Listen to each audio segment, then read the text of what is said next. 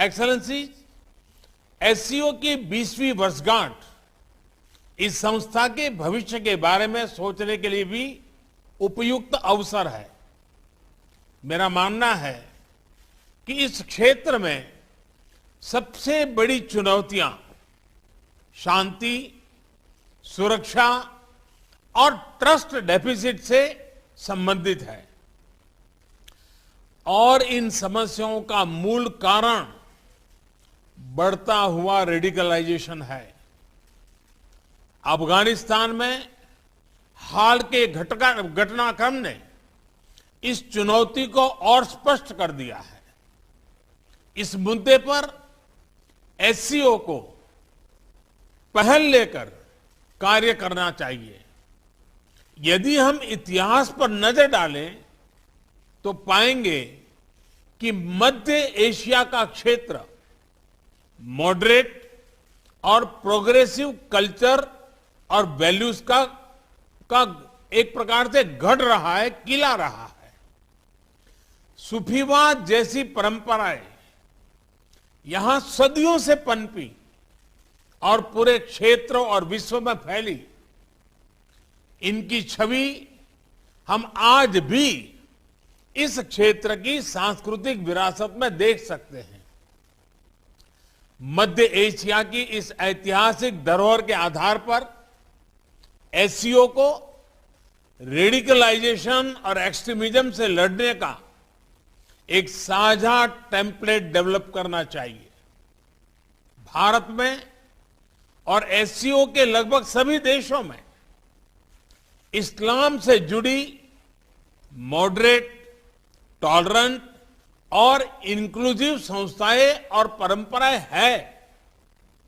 SCO को इनके बीच एक मजबूत नेटवर्क विकसित करने के लिए काम करना चाहिए।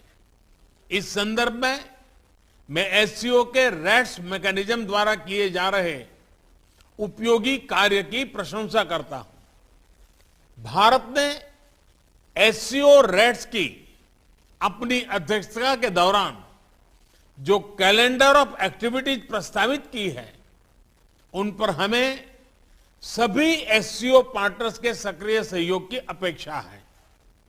एक्सेलेंसी, रेडिकलाइजेशन से लड़ाई क्षेत्रीय सुरक्षा और आपसी ट्रस्ट के लिए तो आवश्यक है ही। यह हमारी युवा पीढ़ियों के उज्जवल भविष्य के लिए भी जरूरी है। विकसित विश्व के साथ प्रतिस्पर्धा के लिए हमारे क्षेत्र को उभरती टेक्नोलॉजी में स्टेक होल्डर बनना होगा। इसके लिए हमें अपने प्रतिभाशाली युवाओं को विज्ञान और रेशनल थिंकिंग की ओर प्रोत्साहित करना होगा। हम अपने एंटरप्रेन्योर्स और स्टार्टअप्स को एक दूसरे से जोड़कर इस तरह की सोच, इस तरह की इनोवेटिव स्पिरिट को बढ़ावा दे सकते हैं। इसी सोच से पिछले वर्ष भारत ने पहले एससीओ स्टार्टअप फोरम और युवा वैज्ञानिक सम्मेलन का आयोजन किया।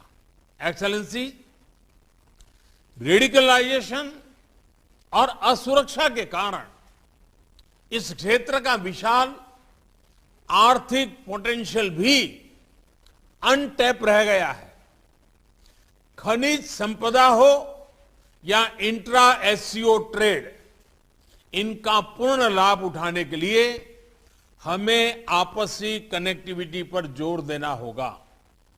इतिहास में सेंट्रल एशिया की भूमिका प्रमुख क्षेत्रीय बाजारों के बीच एक कनेक्टिविटी ब्रिज की रही है।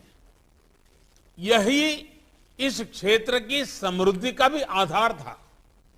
भारत सेंट्रल एशिया के साथ अपनी कनेक्टिविटी बढ़ाने के लिए प्रतिबद्ध है। हमारा मानना है कि लैंडलॉक्ड सेंट्रल एशियाई देशों को भारत के विशाल बाजार से जुड़कर अपार लाभ हो सकता है। दुर्भाग्यवश आज कनेक्टिविटी के कई विकल्प उनके लिए खुले नहीं हैं। ईरान के चाबाहार पोर्ट में हमारा निवेश और इंटरनेशनल नॉर्थ साउथ कॉरिडोर के प्रति हमारा प्रयास इसी वास्तविकता से प्रेरित है।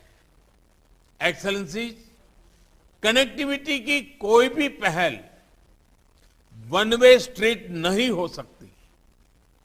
आपसी ट्रस्ट सुनिश्चित करने के लिए कनेक्टिविटी प्रोजेक्ट को कंसल्टेटिव, पारदर्शी और पार्टिसिपेटरी होना चाहिए। इनमें सभी देशों की टेरिटोरियल इंटीग्रिटी का सम्मान निहित होना चाहिए। इन सिद्धांतों के आधार पर एससीओ को क्षेत्र में कनेक्टिविटी प्रोजेक्ट्स के लिए उपयुक्त नॉर्म्स विकसित करने चाहिए। इसी से हम इस क्षेत्र की पारंपरिक कनेक्टिविटी को पुनः स्थापित कर पाएंगे और तभी कनेक्टिविटी प्रोजेक्ट्स हमें जोड़ने का काम करेगी, न कि हमारे बीच दूरी बढ़ाने का।